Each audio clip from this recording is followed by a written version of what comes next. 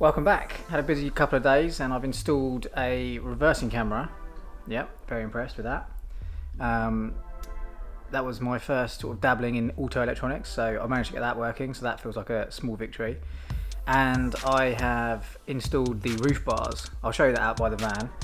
And I had a parcel just arrive, which is the auto light upgrade. So the lights will come on automatically when it gets dark and stuff. So I'm going to go and try and fit that now and take you along for the ride. So there we go. There's the roof bars. Really pleased with them. Great fit. They go straight into the holes that are already on the roof, so no drilling. I think they look really smart. And here is the reversing camera I installed. So the reversing camera runs from here, underneath there behind the glove box, up this A pillar, and it comes all the way down, comes out here, runs down here. This thick wire here, this sort of thick bundle, is an existing wiring loom, and this purple and black lead are what I've run down. So that goes all the way down, drops down here, and it comes out here. I'll show you that. And then that just comes out in behind this light here. And the camera lead and the video cable run through this here, through this trunk in this grommet, in here, and up the inside of this door here, and round into the back of the number plate here. Bit fiddly to install that. Now I didn't film any of the installing of the reversing camera purely because it took all my concentration to get that installed properly.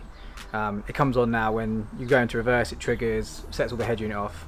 But yeah, as someone who's never done anything like that, that felt like a small victory. So that's all set up.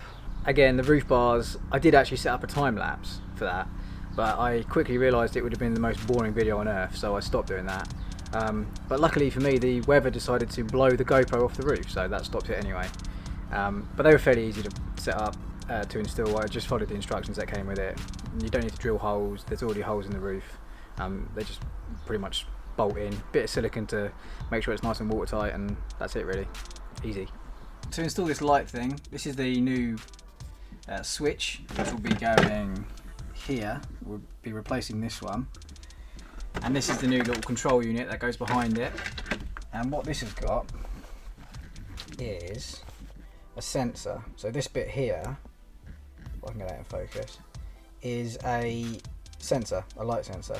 So that will trigger the lights to come on when it gets dark. So what you need to do is wire this up through the back of here, and it needs to come out somewhere here. Anywhere you can get it really, but somewhere around here, so that it can, the light can get to it. So what I'm going to do now is take this all out, open the door, get this side panel off, and take this switch out. Right, this panel should just come off with a trim tool. I'll probably won't be able to do this with one hand, but the tool goes in there and should pop off and just give it a yank. Be heavy-handed with it, like any of these things, and it will come off. And then what that does is that exposes this bit here, and so this unit in here is the bit we're going to be replacing.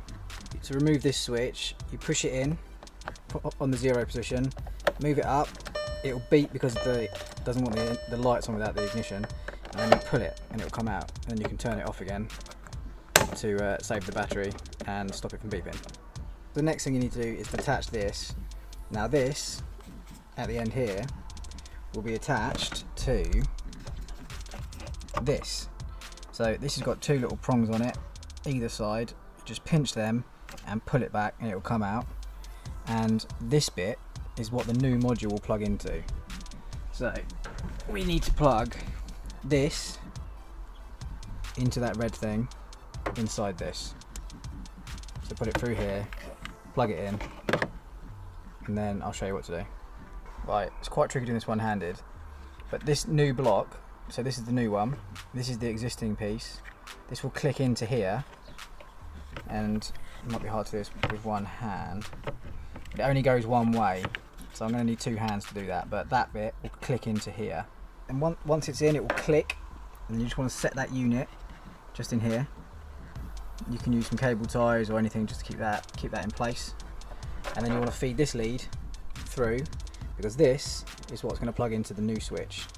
So here's the new switch, and in this bit here you just plug that into it. I need 2 hands again.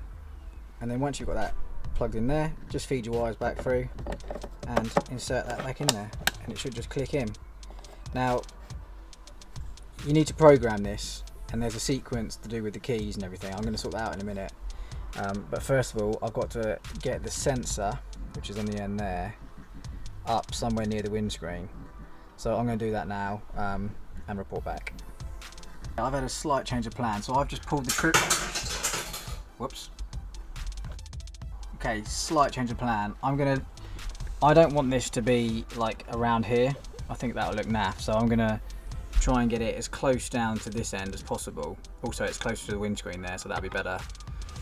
So what I've done is I've just pulled off the A-pillar trim here, and again, that's just these little popper things. You just literally give it get your trim tool in behind it, lever it out, and whip it off. This lead here is the microphone for my head unit for the hands-free, so that goes under there as well. So yeah, I'm going to wire this through. I'm going to use some cable feeders, these sort of basically glorified metal coat hanger things, to feed that wire through and get that tucked in nicely here. Okay, changed my mind again. I took the speaker cover off and I've put it here, because this way I can run the lead round the back here, straight up here, and there's no way, because if I put it here, when I reattach that trim piece, it's going to be kind of putting pressure on that wire. I don't really want that, because that could cause some damage to it. So round here, there's nowhere where that lead is going to get pinched, and this just pops off with a trim tool, so really easy. It comes with a sticky back 3M sticky back bit, so you can just push that down, that shouldn't move. Hopefully that'll stay there. And now I'm just going to get it all put back together again. There we go, all back together. Now it's really simple. So to program this, which is really important, because if you don't do it, it won't work. So all you need to do, just to get them to come on automatically, which is what I wanted to do, there's a few other settings you can get to do, but basically you turn the ignition on with this set to auto. While the ignition's on, you turn it to 0, you turn it back to auto, it'll beep, and that means it's set to automatically come on when that sensor that's at the front deems it dark enough. Now I just did a test. I just turned it all on, put my phone over the sensor, and the lights came on. So definitely check it to make sure it's working, but it seems to be working just fine. So another neat thing I've just worked out is if you put your key in, turn the ignition on, but not so the engine's on, have this in 0, flick it to auto, back to 0, back to auto, you'll hear it beep like that. That means the auto lights are on. Now if we go over to here and then back, turn it on, what that will have done is set the, oh, it's beeping because I've got my phone over the sensor to test it, but what that will have done is set the coming home lights, and I'll show you what that does now. So basically the coming home lights, if I lock this, my lights will come on, and you can set how long you want that to come on for. It's great at night, and it'll be really handy when we're camping if we need to get back to the car in the dark or something. That's ideal. There we go, nice, quick, cheap, easy modification. That was about 25 quid, that little unit. I'll leave a link in the description to the eBay page I got that from. But yeah, works pretty well, fits nicely, fitted in 5 minutes. Can't argue with that.